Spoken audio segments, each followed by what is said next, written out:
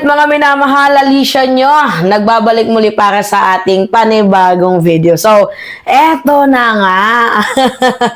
Pag-usapan natin, literal, oo.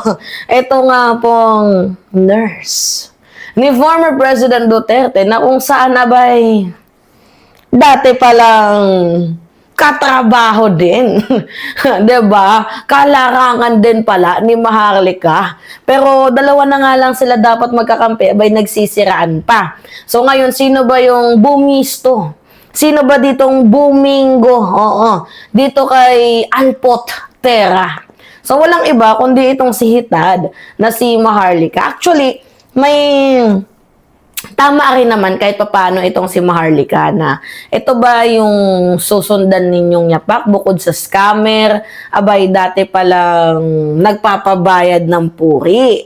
'Di ba? Kasi alam niyo naman na may pinapakalat na tawag dito, may pinapakalat no na signature campaign itong grupo ni Alpotera. Alam naman natin na itong si Alpotera abay napag-uutusan lang din. Oo.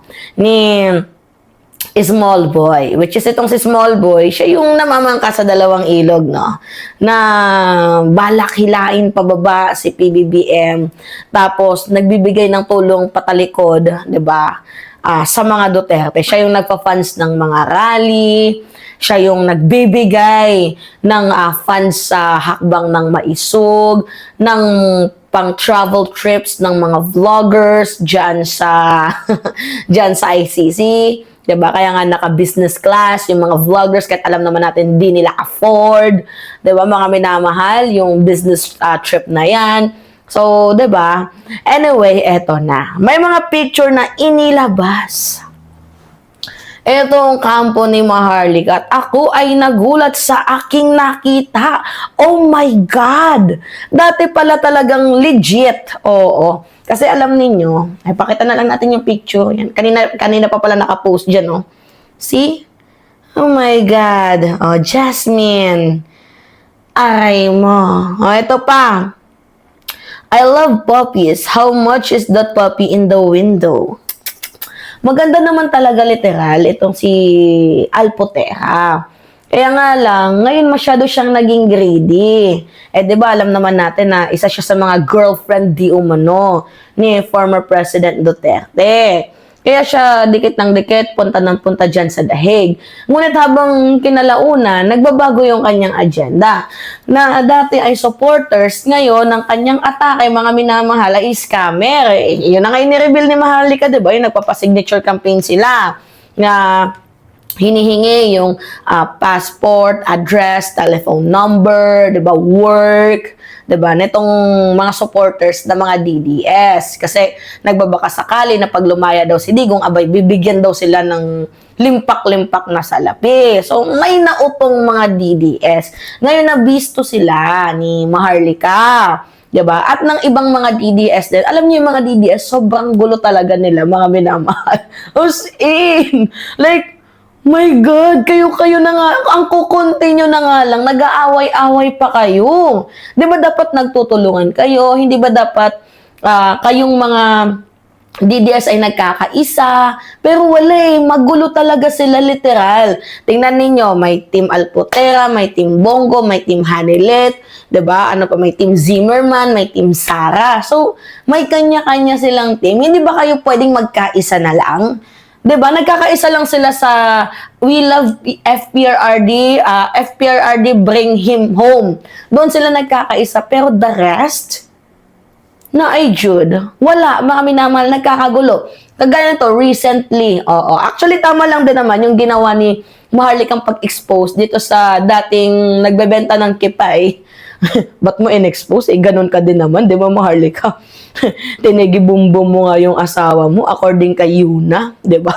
Si Yuna kasi, mga minamahal, yung nagbigay sa akin ng information na itong si Maharlika, tinigibumbong niya daw, di umano ang kanyang asawang itim, di ba? Para lang makakuha ng green card.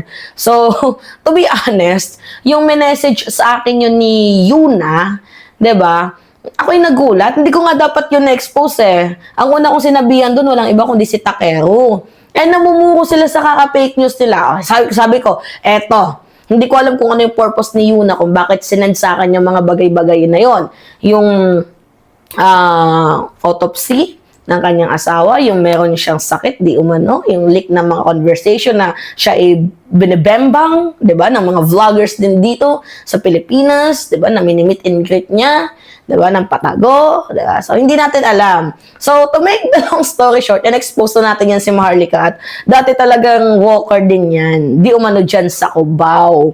Ngayon, ewan ko ba, sila-sila na lang nga dapat ang nagkakampihan, sila-sila pa yung nagsisiraan. Ngayon nilabas nila itong si Alpotera, na dati din palang walkers, matinding walkers ng Visayas. Naku, hindi lahat ng Bisaya walkers, si Mima Bisaya, ha? Oh, hello sa mga Samar nun, sa mga Waray nun, yan, naadikit yan na, nagko-content kit yan na. Di rin fake news, ha? Yadi is totoo ini nga balita, diba? So, totoo tong balita na kasi may mga picture na lumabas nakita nyo naman, diba? Grabe. Hindi ka ba nahiya na ito, Alpotera? At dito para kay small boy, hindi ka ba nahiya small boy na yung inuutusan mo ay walang credibility? Hindi ka ba nahiya small boy na yung inuutusan mo ay parang lapas tanga ng tao? Kumbaga, mababa na ang dignidad, uutusan mo pa yung ganyan na yan? Ano? Diba di ka ba nahiya small boy? Tapos, nagpapa-scam pa kayo. Hindi ka ba yan nahihiya?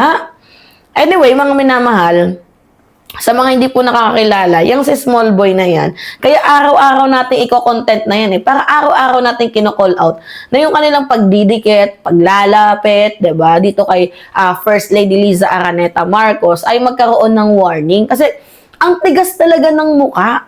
Lumalapit pa din sa ating First Lady itong si small boy. Diba, humihingi ng kung ano-anong favor. Samantalang itong si First Lady, bigay ng favor sa kanila, tapos ang ending, tinitira din pala nila. So, kaya nga tayo gumagawa ng ganitong content para magkaroon ng awareness. Diba, para magkaroon ng kahit pa paano, uy, hindi to tama, yung urge na ganito, hindi to tama. Diba, hindi to pwede, itong urge na to. Diba, mga minamahal na kung saan, tinutulungan na nga sila ng ating First Lady, tapos yung kanilang ginagawa, diba, ay ginagago pa nila itong si FL, lalo na yan si Big Mama. Diyos ko po, oo. So, bigyan lang muna natin ng alias. Huwag mo natin i-reveal itong si Big Mama, itong si Small Boy, kasi baka mamaya, diba, makita nyo si Mima, ayun, pinaglalamayan na, diba? So, kaya kailangan natin mag-ingat-ingat pa din. Pero kilala namin kayo at sa mga supporters na nakasuporta sa amin, kilala namin kayo. At yung bata ninyong si Alpotera, hindi ba kayo nahiya? Dating pokpok? Tapos inuutusan ninyo? Saan nang gagaling yung lakas ng loob ninyo? Diba mga minamahal, nakakaloka? Kayo, ano yung masasabi nyo dito, mga minamahal? Alright. Diba, nakakahiya itong si Alpotera? Ay, nako, chupapi pala to dati. Kaya siguro bet na bet din to ni Pulong. Diba? Ito ba yung babae ni Pulong Duterte, di umano, na nandoon sa The Hague, the Netherlands, kung kaya tingnan ninyo ang ginagawa, pabalik-balik ng ibang bansa. Itong si Pulong Duterte, di umano. Diba? Kasi iba din naman yung alindog. Diba? Lalo na yung joga ni Alpotera, tindog na tindog. Diba? Tumatayo. Diba? Eh, baka yun yung ginagamit niya para ma-hook itong mga Duterte na to. Diba? At lalo pa itong si Sara Duterte, ay dakilang tomboy daw. Di umano. Diba? Tapos makikita natin na sumusubo ng torotot itong si Zara. Alright, mga minamahal. Ay, nako. So, this is an awareness lang. Kaya natin to na content. This is an awareness. Tungkol nga po dito sa pambabackstab na ginagawa nila kay First Lady. Kaya natin to kino-call out. Kasi kung talagang mahal ni Small Boy, itong First Family, bakit hindi niya ipapost itong si Alpotera na magsara resign rally? Magsara resign. 'Di ba? Sa kanyang pagiging vice-presidente. Kung totoo na supporters ka, 'di ba? Dapat yung yung will mo is naka-align sa admin kung talagang supporters ka. Kasi ang ginagawa niya, smile sa harap nila FL tapos sinasaksak nila patalikod. Ganyan kakupal itong mga DDS, 'di ba? Alright, kayo ano masasabi ninyo? Anyway, mga minamahal, it's me again, Alicia nyo. Nagbabalik muli para sa ating panibagong video. Maraming salamat at ingat, mga kababayan.